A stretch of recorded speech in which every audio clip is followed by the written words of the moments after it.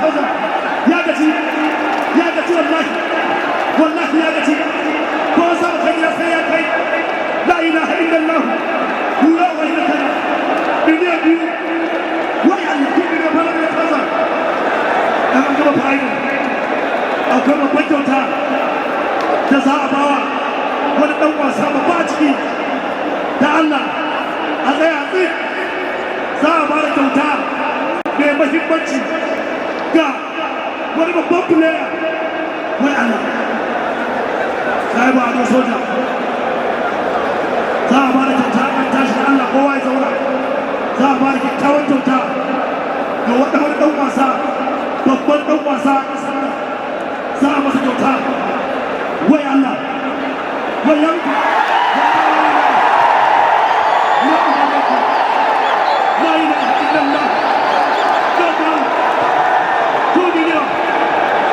لا إله إلا الله وين الله سبحانه وتعالى هو سبب كذا سيأتي سبب غير إنسان ليجي يعمل هذا البلو والله ليجي يعمل راسك لا إله إلا الله ليجي يعمل لا إله إلا الله وين كينا سبحان الله وين الله هو أبدا نيجي وين سبحان الله لا إله إلا الله وين الله Sports on Trust TV, Adeni G. Shafe. Fortify there. Dam-based sport is always very interesting. Anytime you watch that particular sport, it's our own traditional sport, and we're really need to embrace it. And that's why we always make sure we give you those glimpses of that particular sport. Well, welcome you on the show once again. Weekend Sport. We are here to give you all the details happening for this weekend. Matches are back in the Premier League and also in the NPFL. Nigerian Premier Football League is back. Match day 13. Teams will be playing across Nigeria. Go out there. At least we are happy that people are beginning to come out to watch our league, and it's really getting better. Aside that, we'll also be looking at activities in the world of what happened during this week. Well, we'll be starting with that anyway. We'll be starting with the week review of about 3 stories that actually happened during the week. Well, the first one has to do with Lukman Nadozie Ajibade in CAF Awards nominations. At least a lot of Nigerians were being nominated for this award, and for the men it has been pulled down to 5 from 10. And we have Ademola Lukman still making the top there among the top 5 alongside other Africans. And aside that, we have other Nigerians also in the men's category nominated. The goalkeeper of the year, that is Stanley Wabali, is still among them. Aside the fact that the goalkeeper, we also look at the women version of it, where we have Ajibade Nadozie also being nominated for the award. Well, right now we really have to celebrate for the fact that all these Nigerians are trying their best in this category. For the women, rather, we've talked about the men, now we're talking about the women also. Ajibade Nadozie making the cut among those nominated for this award. Congrats to them, 2 of them. And also in the goalkeeper department, we look at the goalkeeper of Nigeria, Nadozie, making it there. Aside that, another goalkeeper from Edo Queens, that's Monle Onyono, also being nominated for goalkeeper of the year. Then for the coaches, we have coaches being nominated. We have the national team of the year. Okay, looking at the coaches of the year, we have about 3 coaches from Nigeria: Chris Zanjuma, Moisa Duku, Bankole Olowokere, making the cut among the coaches of the year that have been nominated so far. And for the national team of the year, for men, we have Nigeria Super Eagles. For women, we have the Super Eagles, the Super Falcons. We have Falconets, and we also have Flamingos, talking about the national team of the year for men and also for women. So this year, CAF Awards, a lot of nominations coming from for Nigerian teams there. For the women, where we have the 3 of them, and for the men, we have the Super Eagles making that cut for the national team of the year. All this actually being wrapped up during the week from CAF Awards, where the nomination actually was released. And right now, we also look at the second review, the 2024 AFCON, that will be coming up 2025 rather. Right now, we look at 24 teams that have qualified for that competition. Week review, the 24 teams for AFCON 2025. 2025. As we talk about the AFCON 2025, we have about 24 teams that so far qualified. We'll also be looking at that. While we also look at 25 AFCON qualifier, where Libyans right now, they are accusing Nigerian Super Eagles for match fixing that game. A tough one there. Well, we talk about it for the match fixing right now. That's a big one because Nigerians can't actually believe their eyes for them being accused of fixing this game against Rwanda. Well, we lost that game. Nigerians are not happy with Eagles and all that put together. We'll be looking at it alongside the guest in the studio. Muhammad Ali is here. Muhammad Ali, good to have you. Thank you. Good morning. Thank you for having me. Okay, let me start quickly with the nomination of a lot of Nigerians. Ademola Lookman, Stanley Wabali. We have the National Team of the Year, Super Eagles, for the men. And for the women, we have Chiamaka Nadozie. We have Rashida Ajibade, Monle Oyono in the goalkeeping department. We have the coaches, all nominated. While the three teams of Nigeria in women version, Super Falcon, Falcon and Flamingos, getting nominated from CAF. It's a big year for Nigerian football. Yes, very big year for Nigerian football. We started with the Eagles. The Eagles have been really impressive recently. Credit to the NFF. I feel like they have their work. They've been doing very well recently, and we can see that with the way the Eagles are performing. We can also see the commitment of the Super Eagles players. It's far from what we used to have back then when we had players not coming in for training camps and all that. Now it's past. The players we have now are really, really committed to the Eagles. They're always coming in. You can see the way they're playing that they're really committed to the Eagles.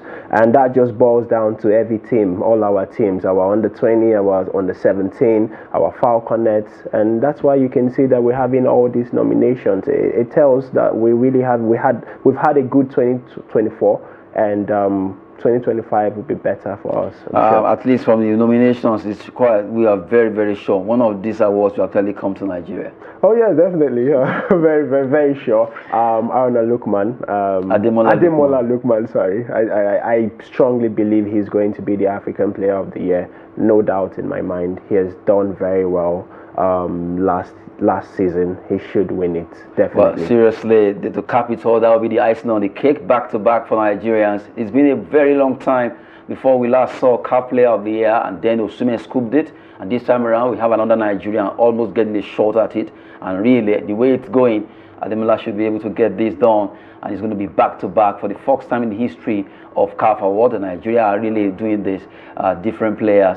And really, we appreciate what they've done so far in their career, both for the Super Eagles and also for their different clubs. From there, we move away from the week review of the nominations. Let's look at the 24 nations that so far qualify for AFCON 2025. We have, let's have the list of those countries there. At least we have, like, Morocco is a host nation, and they already qualify. We have Burkina Faso, Cameroon, Algeria, DR Congo, Senegal in that pecking order, down to even Botswana. You look at Benin Republic, all making it, Comoros, Zimbabwe, making it so that competition will be coming up in Morocco. Look at the trophy standing in the midst of the hills there, and all the nations are trying to see how they can get there to actually get to win that trophy. Yes, I mean, it's great. I'm seeing a lot of, I see Comoros there. That's a good one. African football is really, really improving. It has improved massively. There are no more underdogs. We saw it in the last Nations Cup. We saw what teams were doing. We saw strange results. We've seen Ghana not qualify for the group stages, out of the group stages for 2 consecutive Nations Cups. So that tells you how well African football has developed. I'm really looking forward to this. Of course, Morocco, the host, might be favorites, but I'm looking at Eagles. We've had a great 2024. I'm looking at us. I think we also have a good chance too. And don't forget the defending champions, the Côte d'Ivoire. So it should be a great tournament. I can't wait. 25 teams now or so. 24 teams. So it's extended. It should be more football, great football for us to watch. Morocco is the place to be come January 2025, where all the nations across Africa will be gathering over there for that competition. Well, during the week, a big one happened to Super Eagles. They lost the game against Rwanda in Uyo in Nigeria. Well, it wasn't a good moment for a lot of football enthusiasts out there, because Eagles did not just bring their hearts down. They did not really show class against Rwanda. Well, was it because they qualified for the Nations Cup, or they didn't just play well? Well, after that particular game, because Libya too in the same group with us, they were playing. They played against Benin Republic. It ended goalless, and it was a tough moment for the Beninese team, because after that game they were attacked. Right? They also raised the issue towards CAF that Libyans are behaving so barbaric when it comes to football. But right now we're looking at this. The same Libyans now are accusing Super Eagles of match fixing, where we are yet to even get here from the loss to Rwanda. This one came up, and it's as if this one is already erasing that pain, because Nigerians are like, are you serious? Even the Rwanda, they didn't qualify. So what happened? Would you agree that Super Eagles actually will fix this? Oh, no, never. I mean, why I don't know. The Libyans are just being very bitter, to be honest. I mean, I think Rwanda's complained. I think one team complained about them, and then Eagles also Benin Republic. So two teams now complaining against them. There's something there that CAF needs to look at. We made a lot of changes against Rwanda, 7 changes, and rightly so. Dead rubber game. We'd already qualified. We had fringe players. We had players that came from different clubs around the world. Part of the team is a team sport. We gave them a chance. Eguavon gave 7 different players a chance from his starting 11, and rightly so. They've deserved a chance to show what they can do. And when you make that numbers of changes, it's always going to affect the team. It's going to affect the rhythm of the team. It's going to affect the intensity of the team, and that's part of what cost us that game. He made the changes. We didn't really start the game well. We never got out of gear 1, actually. It was a labored performance, a labored start. I think we had the first real chance in the late in the first half. Iheanacho had that chance. He didn't take it. But then he made changes in the second half. Chukwueze came in, and he made an instant impact. He took the ball in between the Rwandan midfield and defense, ran at them, solo effort, got that goal. Great goal for him. Great finish. We thought at that point, okay, it's the Eagles, we're going to win this game, business as usual. But credit to the Rwandans, they came out strong. They came back, scored 2 goals within 5 minutes, and Eguavon responded again, brought in our star man Oshime, but it wasn't to be. We finally lost the game to Rwanda. We've not lost to them in, I think we never lost to them actually, and we finally did. Credit to them for the win, but I had no chance of match fixing. No chance of match fixing. Like you said, I think the Libyans are really a bitter rival, because as it is, they are making it look like this is a war. For the fact that you are not qualifying for Nations Cup doesn't mean Nigeria. When you were about hosting us, a lot of issues came up, and then Nigeria had to file that case against them to CAF, and now everything seems to be going to the Court of Arbitration of Sport. Aside that, Benin Republic also traveled to Tripoli. And over there in Tripoli, after the game, objects were being thrown at them, and a lot of issues. And now they are accusing us of fixing that game, because why didn't they beat Benin Republic? Exactly. I mean, in football, sometimes you have to make your own luck, win your games. So they were hoping that we're going to do them a favor. Favor them. Then, if we had even won that game, that draw they had with Benin wouldn't have saved them. Yes, it wouldn't have. And the Rwandans didn't even qualify. They didn't qualify. So I don't know what the Libyans are complaining about. Okay, that takes us to that match. You know, you have actually talked about it, but really, Eagles were not. I don't want to use the word lackluster or shambolic, but Eagles did not play like. Was it because they qualified before the game, or they were just not at their best that evening? Yeah, like I said earlier, we made 7 changes, and rightly so. We'd already qualified. It was a dead rubber game. We had players that deserved to play. And then when you make 7 changes from your starting 11, it's always going to affect the team. It's going to affect the rhythm. It's going to affect the intensity of the team. And that's what cost us that game. Really. No, are you saying because Eguavon changed those players, brought in those debutants, or changed some players, that was because I still remember that a lot of Nigerians are phoning on Tuesday thereabout that even if they have played Eyimba, if they have taken entire first 11 of Eyimba to play against Rwanda will find it difficult to beat them. Or Rangers, or at least they mentioned about 3-4 teams in Nigeria, NPFL, that if they face that Rwanda that we played, yes, we agree they are national team players, but since they've been playing together as a team, Eagles, whoever is given the chance to come and play, they should have. If you are saying because he changed 7, those 7 they've been playing in their clubs, right? Yes, they are coming together to, maybe for the first time or second time, or sure, all of them. Victor Boniface has been coming in to play almost all the matches. So why did they click? Yeah, natural. What happened? What happened to the players? Yes, I get you. But then we've also agreed that in African football, there are no underdogs anymore. We also let's not forget that the first leg in Kigali, we got a draw against them. So that with our full team, we didn't beat them. Sorry to cut you short. That's why some people are saying, okay, Iguabo shouldn't have even called all this. Since we've qualified, right?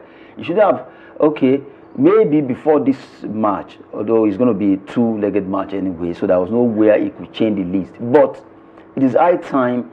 All the home-based players, they will only put 1 or 2. Maybe this time around, they should try and find a way to make that league, that team more competitive. Call local-based players, feature them. When these big boys discover that these guys are coming to take our shirt, make it more competitive. Because if you look at Eagles these days, it's as if they stroll in, they stroll out. It's easy for them. We are the one they will call. We are the one they will feature. Why don't you make it competitive the way it used to be in those 90s? When you know that if you don't do well, one young player out there who is hungry for glory will take your shirt. That will give you want to prove to everybody that I want to take my shirt back, or I want to hold it down. You understand? Why? Because these days, the players already know that they are the set of players that the coaches will call or invite. Since they know that, well, they will just come, let's come and play. But when they know that, like 2-3 matches, if it's possible, bench them. What will happen with them? We didn't go to World Cup in 2020, the last World Cup. Did Nigeria collapse? What happened? Did Nigeria? Everybody ate. What happened at the World Cup? Is it not them that will favor most? Let's tell ourselves the truth. No matter how they are playing, Nigeria will be supporting, will be wearing their jersey, will be hailing them. But they are the one that gets the glory. No matter what happens, no matter what they get, all the gifts they collected after WAFCON. Please, how much do you share to Nigerians from the money or the houses or the land they are going to give them? But because we are Nigerians, we are patriotic, we support them, they should always remember that it's just a privilege. There are so many players who are better than these guys, but they don't have the chance to be there. We understand that football is not easy, yes, but you are a professional. Be patriotic. Go there. Ronaldo, Messi, if they are still so serious about playing for Portugal and Argentina, then what happens to Eagles? Because if we watch that match, they were a bit too kind of like lackadaisical about it. So go on. Yes, I agree with you. It was a slow start. It was labored performance. We never really got out of first gear.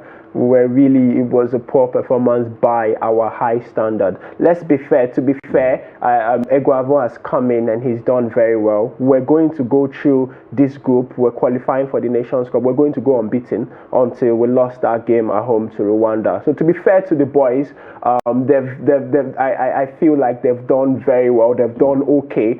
I've liked their commitment, all the players. But there's inconsistency. No, see, the fact that we qualify, if Libya did not, Libya actually helped us to some extent. You know, because they played that game before us, they won, and they were able to give us that opportunity. Believe you me, if Libya did not win that game, it would have been very difficult against Rwanda. It means by that game we play in against Benin, that we play draw, they will begin to calculate mathematics by now. It would have been difficult. So why can't Eagles be consistent with their style of play? Why can't they hold on to that fear factor they used to have on other teams? When you want to play against Nigeria, the fear is there. I can bear with you, the fear factor is gone. Benin Republic played against us, it was a draw, they even defeated us. The Rwanda defeated us at home. Yeah. All these guys are beginning to, the fear factor is totally gone. So why can't they look at the way they play in their clubs? We know that it might not be the same because they train week in, week out there. But can't they come here and do the same? Look at Morocco. Look at, despite that they are the host nation, automatic ticket. They still play their games. They did well. Look at Algeria. Look at these guys. They are trying to show that we are still one of the giants in Africa. So why are we taking it with levity? They just have to, the last WAFCON, yes, we got to the final, we came second. Believe you me, Nigerians, to tell you the truth, it happens once like that. They should not use that and go for this next WAFCON like that. They will be shocked. They will be shocked. Now, World Cup qualifier is coming. They should be very careful too. It's very, very dicey for us. But they should remember that if they don't go to the World Cup, it will affect them most.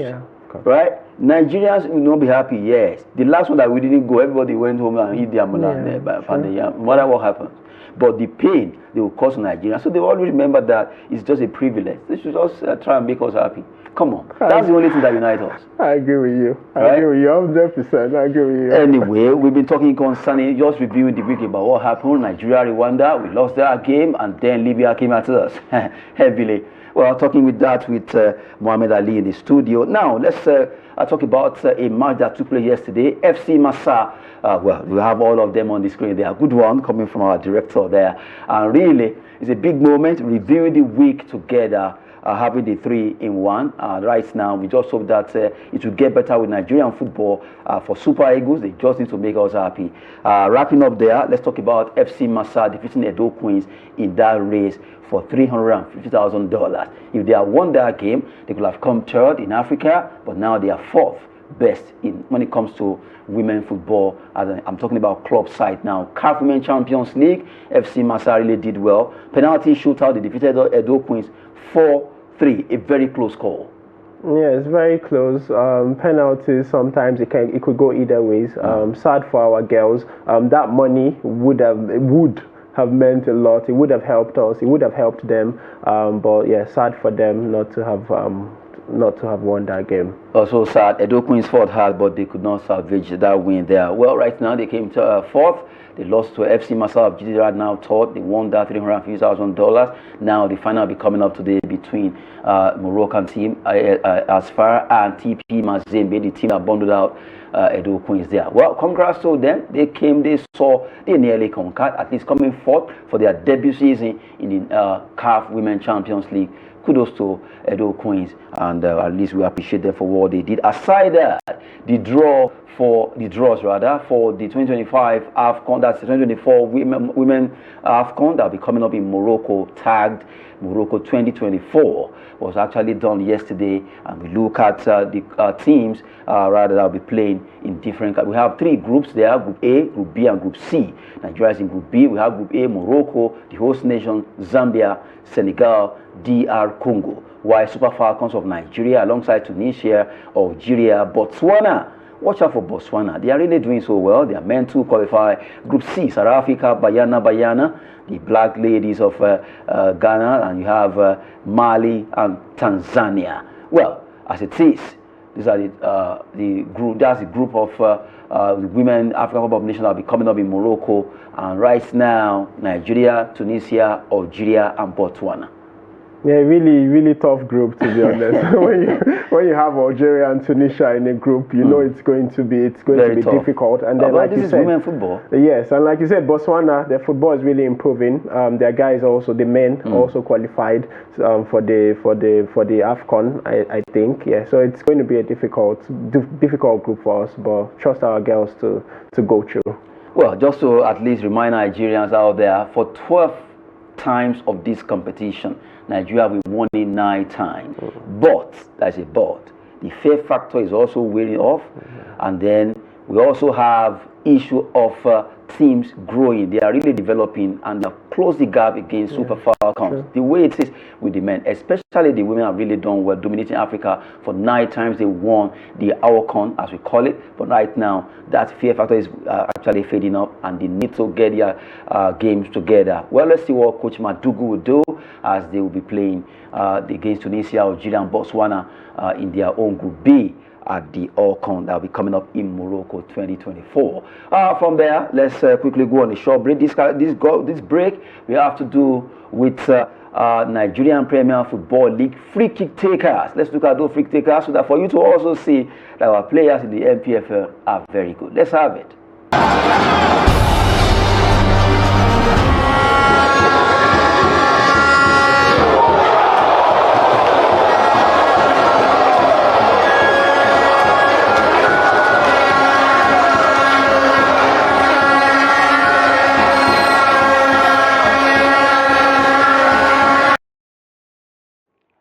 I wish you were actually in the studio hearing how Mohammed has been saying, wow, whoa. You can imagine that. You can see NPFL players. That's NPFL free kick takers. That's not all anyway. Some that are actually picked. Imagine this player given the chance to play in Eagles. You look at those goals they scored. It's fantastic, out of this world kind of goals that goalkeeper will not even dare to get closer. How would you rate those goals, Mohammed?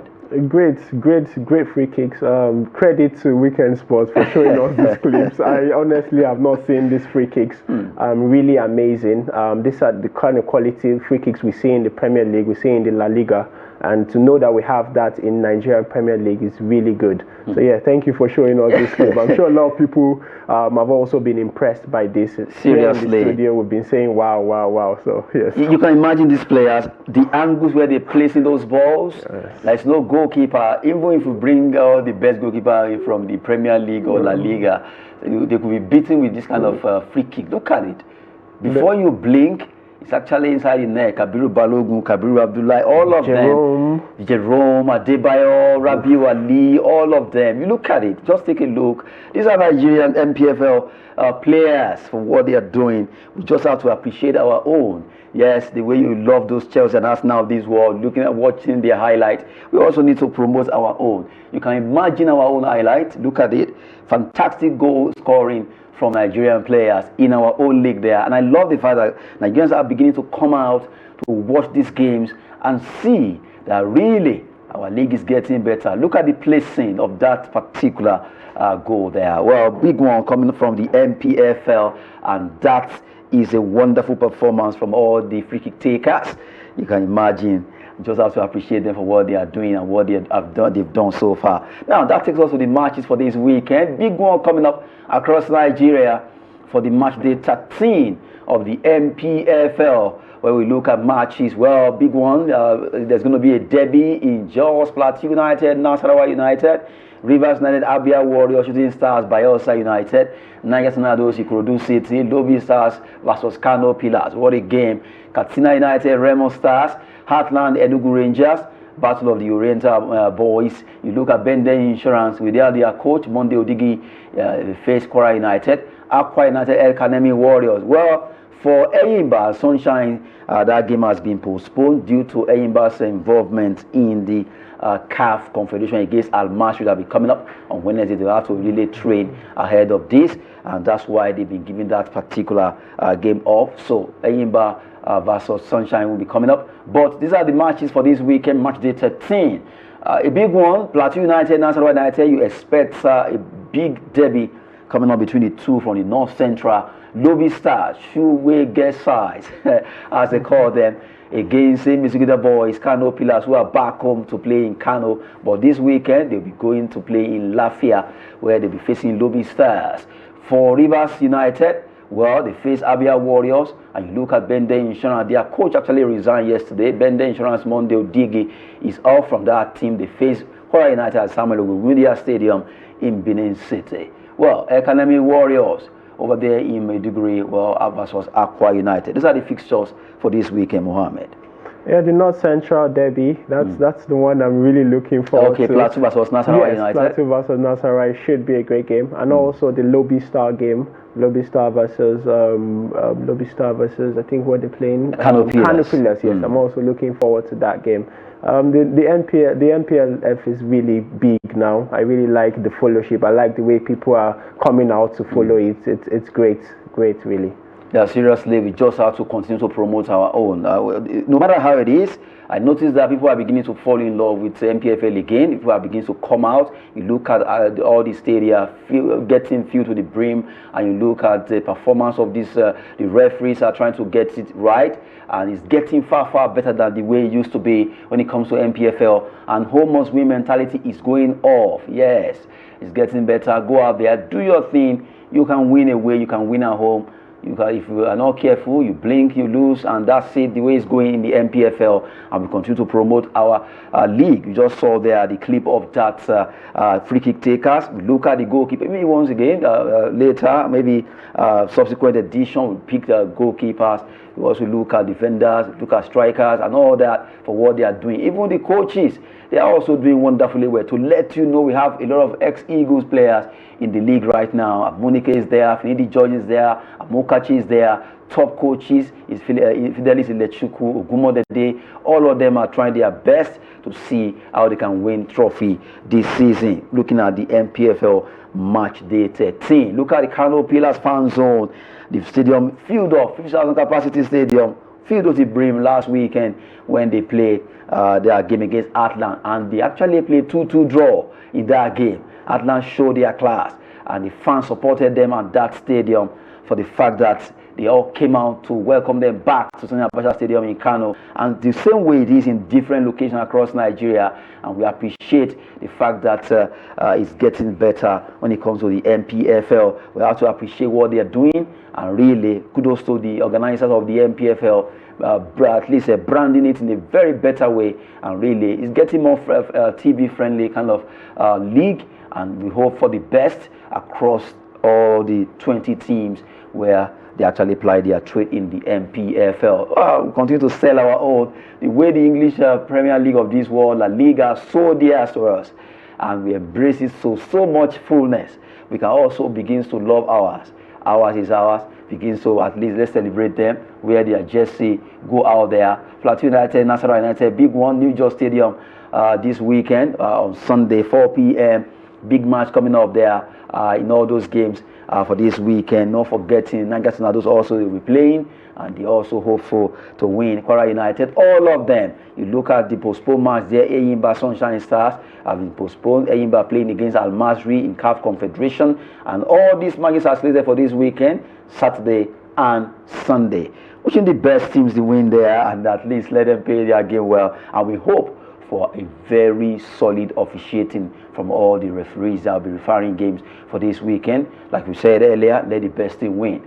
From the NPFL right now, let's touch on the matches over there in Europe. We know that a lot of people also love that. Let's look at it. Premier League down to French League 1 before we look at the selected games, where Ali will be making some analysis. Let's look at Premier League. Big matches coming on. Man City, Tottenham Hotspur, Everton, Brentford, Arsenal, Nottingham Forest. Well, Amorim, this is the first game he will be coaching, and let's see what he'll be doing against Ipswich Town. Someone said, well, it should have been Man City versus Man United. Let's see.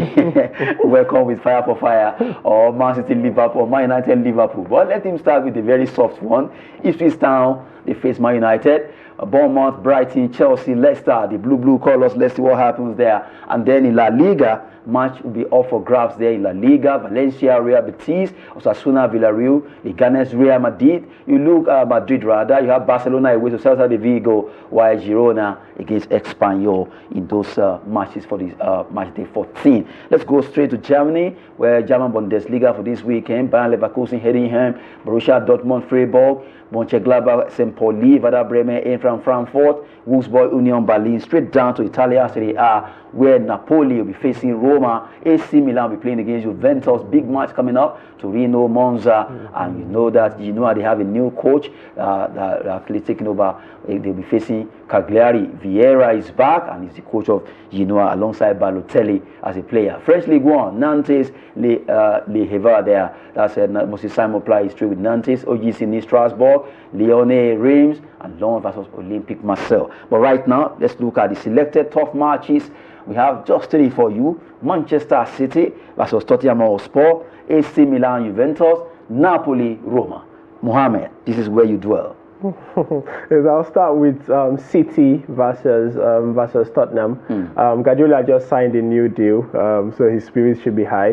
They've lost their last 4 games. Never happened to Guardiola before in his coaching career. How will his team react against Tottenham? Let's not forget Tottenham have been decent against Man City in recent seasons, so it should be a difficult game. Man City still have players injured. I heard Kovacic got injured playing for Croatia during the weekend, so it might be still difficult for Man City, but I mean, you would expect Guardiola to end this run of 4 defeats. You would expect that, but we'll have to wait and see. Well, talking about that run of form is in fact a big one for Manchester City. Hopefully they'll pick up from here. But Tottenham too, they are no pushover when it comes to Premier League, so expect a big match there. AC Milan, Juventus. That's another massive game in the Serie A. Should be a good game. Both teams have not really started the season how they would have hoped. They're not on top. They're not on top of the table yet. But yes, I expect a very good game. AC Milan are gradually getting into it. Juventus with their new coach, Thiago Motta, he's also gradually coming. The team's coming alive. They've not lost a game yet. They're still unbeaten. But yes, they've picked up quite a lot of draws. But you can see that they're improving. You can see the progression. Yes, so it should be a tough game. Should be a really big game. Now, top of the table, Napoli. They face Roma. Yes, Roma, can they stand? We know that it's a tough one, at least from the way it is right now. Ranieri is back. Yes, Ranieri is back, but does he still have the tricks? We'll have to wait and see. But Napoli, on their hand, from their perspective, Conte has come in. He's done a great job. He's brought in Lukaku. He's brought in Gilmour. He's brought in McTominay from Manchester United, and they've done very well. I think they've lost just one game. It was a shocking defeat, actually. Aside that, they've been very good. You know Conte. You know what to expect. Atalanta did that defeat. Yes, it was our Atalanta that defeated them. But yes, they're top of the table. You expect Conte's teams. They're always very compact, good football.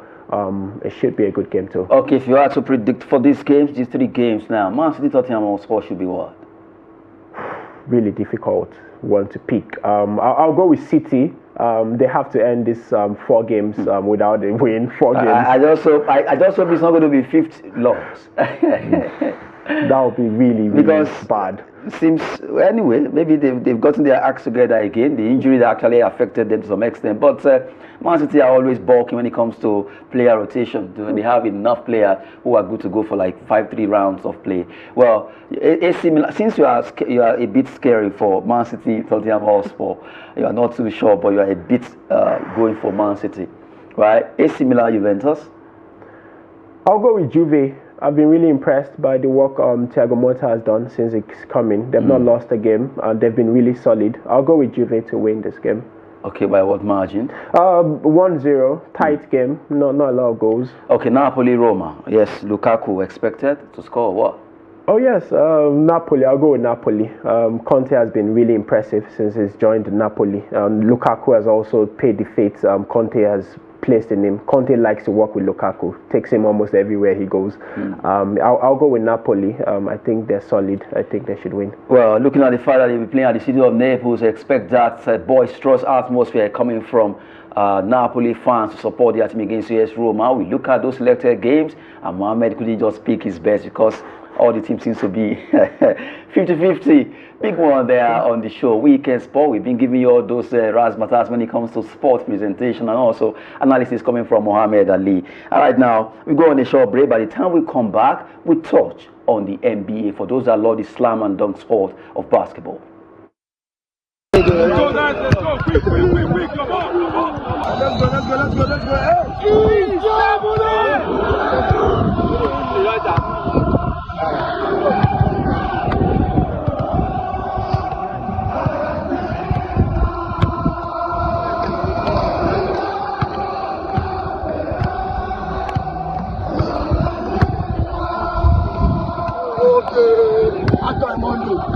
Come on. Let's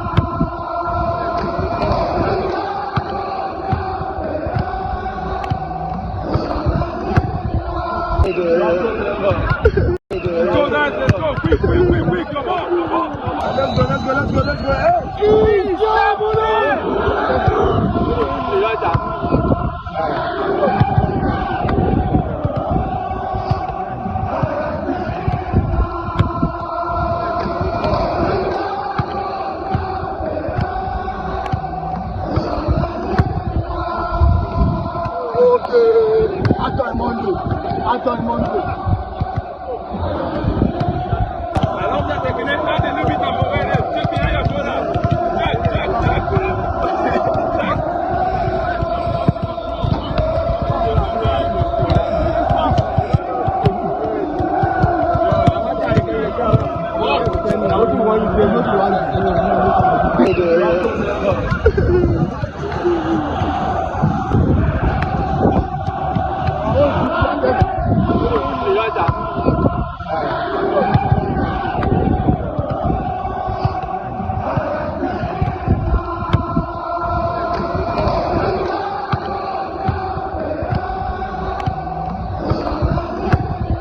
Go, guys, let's go. Quick, come on. Let's go.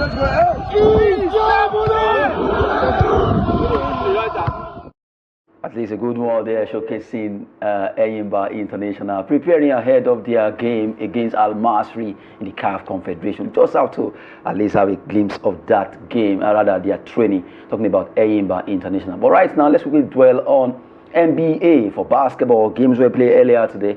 We look at the results and then quickly talk about what happened in the world of basketball. Boston Celtic 108-96, Washington Wizards, Philadelphia 76ers, Brooklyn Nets. You look at the result there, 131-98. Golden State Warriors defeated New Orleans Pelicans 112-108. Portland Trail Blazers, Atlanta Hawks in that order, down to Sacramento Kings against LA Clippers.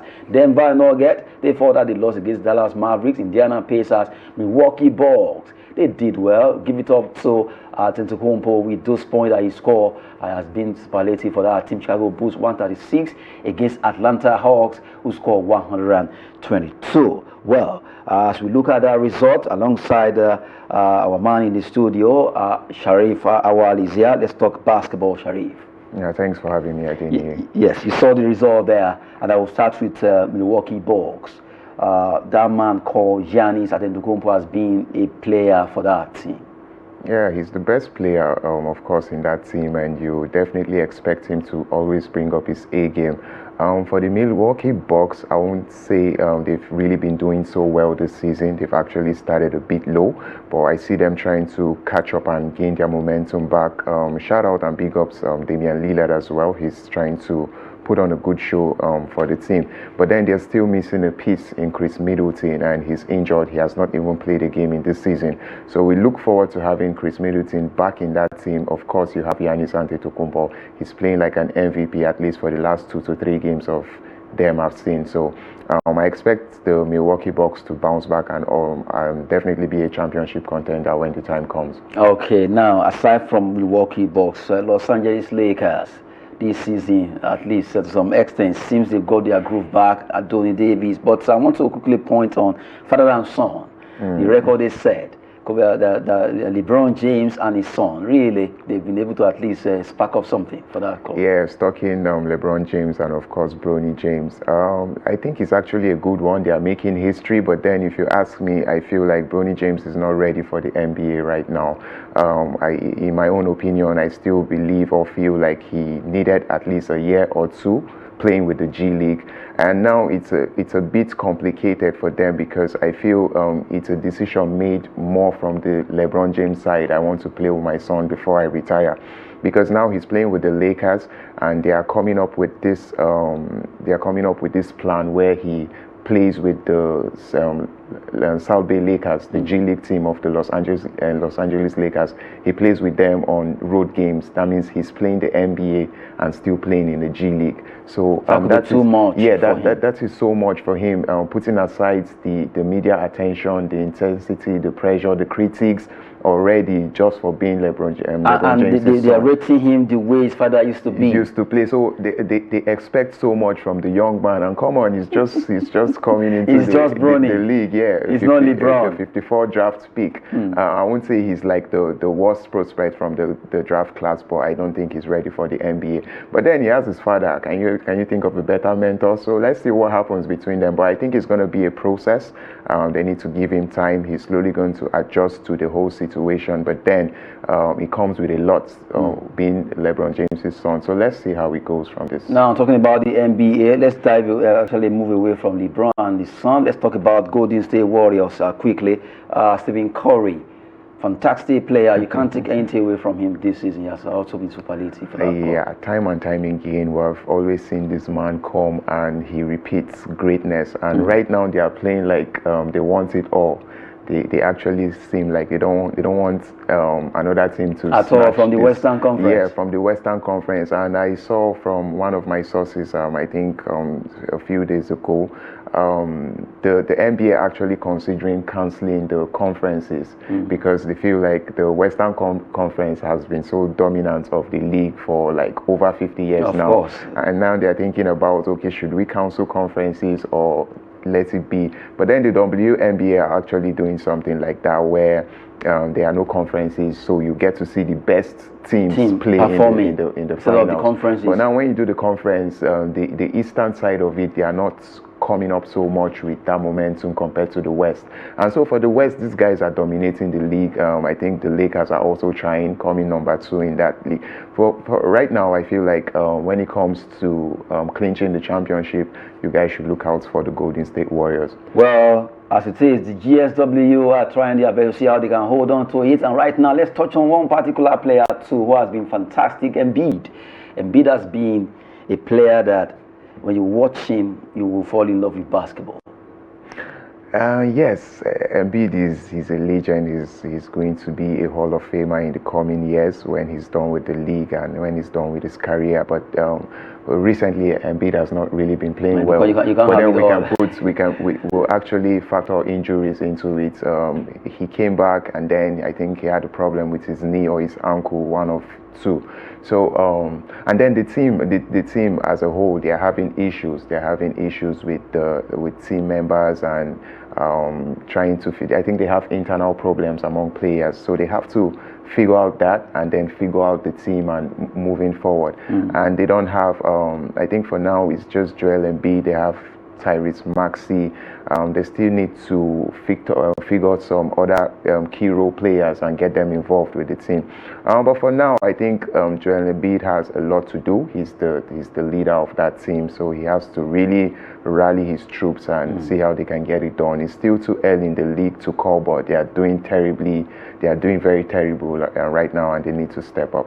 Now, before we go, let's just touch on 2 players, both of them in commanding officers of their team, okay. Klay Thompson, and I will also add Anthony Davis. So it's going to be 2 splitted ways. Oh, I don't know if you saw the matchup between the Dallas Mavericks and the Golden State Warriors. That was the first matchup after Klay Thompson left for the Dallas Mavericks. Klay Thompson is actually doing his team, although when he got there, it actually took him some time to understand the team, the chemistry, build up with other players and everything. But you can't take away the prolific nature or the prolific know-how for Klay Thompson. He's one of the best shooters created by God and one of the best shooters we're seeing in the league. So you can't take away that greatness. He's always going to be Klay Thompson, although not as good as he used to be when he was with the Splash Bro and with the Golden State Warriors. But of course, it's Klay Thompson. You should always watch out for him. He's going to come with his A game. So I'm talking about Anthony Davis. Anthony Davis has been doing absolutely well. I can't even fault the brother. It seems he's the one carrying the team on the head. LA. Yes, he has to do it. LeBron James is old, and so Anthony Davis should take that position. He should step in. He should make it happen for them. They should reduce some of those workload from LeBron James. So if he's doing that much, we shouldn't be like, he's doing too much. No, he should take responsibility. He should take charge. On a final note, which of these teams, so far, I know Golden State Warriors has been superlative from this season. Which team has really, technically, when it comes to playing basketball this season, in this NBA top, which team would you stay with as the best for you? Aside Golden State Warriors? Yes. Aside Golden State Warriors, I'm still watching. I won't really conclude for now. I'm still watching the Cleveland Cavaliers. They're actually blowing my mind. I see Donovan Mitchell doing a lot. He's won 15 games and no losses at all. So I think I'm really putting a close watch on the Cleveland Cavaliers, and let's see what they do. Okay, as it is right now, I think the battle of rivalry between West Coast and East Coast to some extent is still having a toll when it comes to basketball, the way it is in music, even though before it was squashed. Well, we've been talking with our Sharif about basketball. Ali, let's touch on it. Hopefully we get someone to talk Formula 1 with us one of these days, and UFC also. Good one. At least our Sharif has been with us. Thank you so much. Maybe I should be calling you Golden State Warriors. Anyway, thank you so much for coming on the show. Thanks for having me. And also special thanks to Muhammad Ali to talk, actually came to talk football with us on the show. And for everyone out there watching Weekend Sports, I'm Adeni Jishafe from the entire crew. We say have a splendid weekend and thanks for watching.